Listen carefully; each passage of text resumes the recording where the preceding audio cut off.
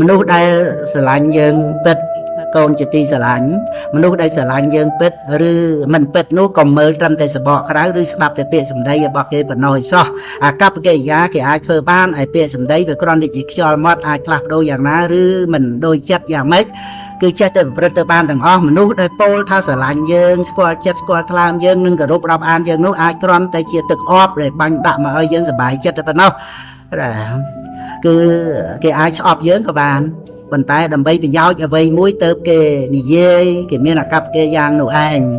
នោះដែលមិនធ្លាប់និយាយថាស្រឡាញ់យើងសម្បីតែម្ដងមិនធ្លាប់អួតសរសើរយើងណាម្ដងសោះប៉ុន្តែគេអាចជាមនុស្សស្រឡាញ់យើងដោយពិតស្មោះត្រង់ជាមួយនឹងយើងប្រកបក៏មានដែរដែលពលមកនេះមិនមែនបានន័យថាអ្នកដែលប្រាប់ថាស្រឡាញ់យើងទាំងអស់ហ្នឹងសុទ្ធតែមិនស្រឡាញ់យើងដោយពិតនោះទេតែពួកអ្នកដែលមិនធ្លាប់ប្រាប់ថាស្រឡាញ់យើងម្ដងសោះសុទ្ធតែស្រឡាញ់យើងដោយពិតនោះក៏ទេដែរគ្រាន់តែចង់ប្រាប់កូនឲ្យដឹងថាណានាស្រឡាញ់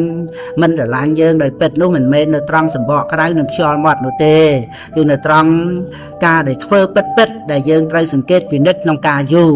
មនុស្សដែលល្អចំពោះយើងរមែងល្អទាំងចំពោះមុខទាំងកំបាំងមុខគឺតែងតែជួយយើងរក្សាយើងទំនុកបំរុងនឹងការពារយើងមិនថាយើងនឹងឯងទៅជាយ៉ាងណា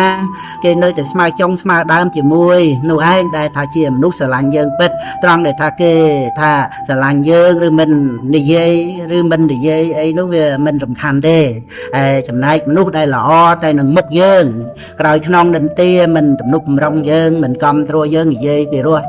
ជាមួយក្រំតែដើម្បីពឹងពាក់ឬប្រើយើងមាត់ហើយនឹងចិត្តប្រព្រឹត្តទៅផ្សេងគ្នានោះឯងគឺជាមនុស្សដែលមិនស្រឡាញ់យើងពិតប្រាកដទេទោះបីមាត់ប្រាប់ថាយើងល្អយ៉ាងនេះយ៉ាងនោះក៏មិនអាចជឿបានដែរក្នុងរឿងនេះកូនត្រូវប្រយ័ត្នចិត្តខ្លួនឯងកុំវង្វេងច្រឡំទៅរីករាយជាមួយនឹងពាក្យសម្ដីរបស់អ្នកបោកប្រាស់ទាំងនោះនាំឲ្យខូចខ្លួនខូចប្រាណអស់ទាំងទ្រព្យសម្បត្តិទាំងត្រូវខកចិត្តដល់ក្រៃលែងទៀតផង